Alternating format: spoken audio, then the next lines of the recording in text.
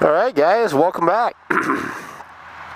This is Infidel Dave in his, or my, third installment of my advanced riding school. Known throughout the world. We're just going to call it ARS from now on. Advanced Riding School. Yeah. Advanced Riding School. That's kind of big, because it's a big deal. But we'll keep it easy for you guys, and it's just ARS from now on. We're back at my track. You guys, I'm sure, are familiar with it by now. Bet you I could throw a football over those mountains. Anyway, episode 3. What we're going to talk about today is, and unfortunately, this is part of sport bike riding. This is something you're going to have to do and be good at, or else it'll get really expensive. That's running from the law, or as they like to call it, eluding, whatever. It's gaining your freedom. And that's what this country's all about. So don't feel guilty about it. Don't have, reservations about it. The man's there to lock you up, fuck up your day, make your insurance rates go through the roof, hand out tickets. Fuck that. What you need to do is DD along your way and go home and, play some PlayStation 4 and watch TV. So let's just go through a couple scenarios here. What to do. This has worked for me.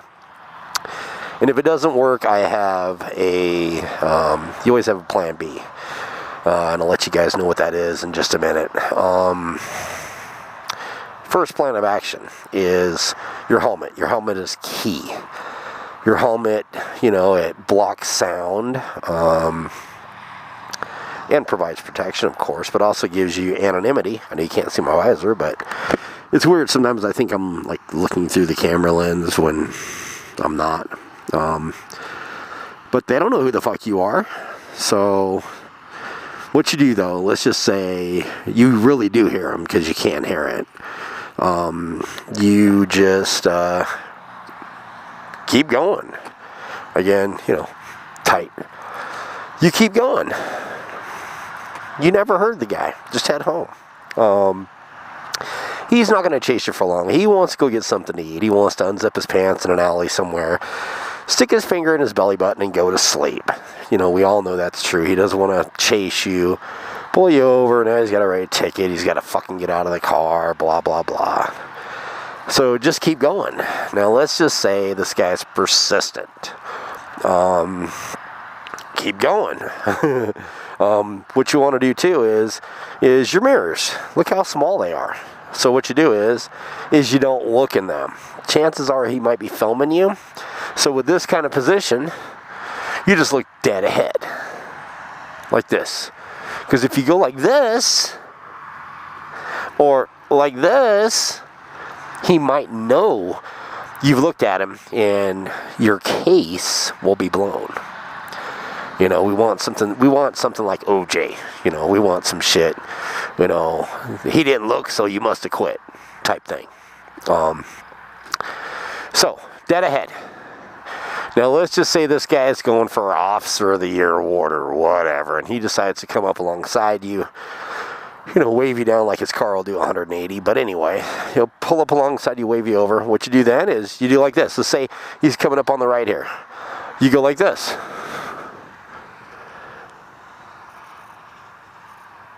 Simple enough. He comes up on your left. You go like this. You never saw him. How can you? Look how small these mirrors are. Judge, I had my helmet on for safety reasons. I couldn't hear him. Judge is going to be like, you're right. You're free to go.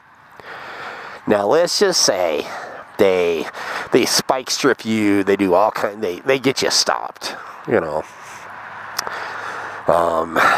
If you follow my techniques, I doubt that's going to happen, but let's just say it does. What you do then is you play it works for Mexicans all the time. You play the language barrier game. So, everybody knows you get pulled over by a cop. Spike strip, felony takedown, helicopters, all that kind of shit. You put your hands up. I think that's pretty international. So throw your hands in the air. That doesn't mean you understood what he was saying. And then, just shrug your shoulders and shake your head. So he's like, do you know why I pulled you over? Do you know your rights? That's another thing we'll cover here in a minute, your rights.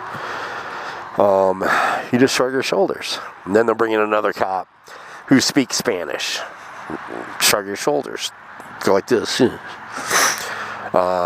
they bring in, and it's, a guy who speaks Korean, and then a Russian. Pretty soon they're going to be out of translators, and they can't keep you without proper charges. And you being advised of your rights. Keep that in mind. And push comes to shove, you can start clicking and clacking. That's your language. It worked for Starvin' Marvin on South Park. He's like, do it. And then, they'll go looking for that guy and he doesn't exist, but you're out of jail. So guys, just keep that in mind. I hope this is beneficial. Again, this episode 3, like the rest of my lessons so far, is free. I do take donations and contributions, cash, gold, ammo, silver, guns, blowjobs from your wife, your sister, your auntie. Hey, faggots. No, I know what you're thinking. I'd like to fuck his cock. Not happening. So, ride hard. Do your thing. No boom boom. So brother. Tubuku. Ain't nobody got time for that. Shit. Motherfucker. They're raping everybody up in here. Hide your wife, hide your children. You so dumb. They gonna get you. I like turtles. Woo! Yeah, Infidel Dave, ARS baby, episode 3. Run from the cops and be free. Peace, motherfucker. Woo! Suck on my Chinese ball, motherfucker.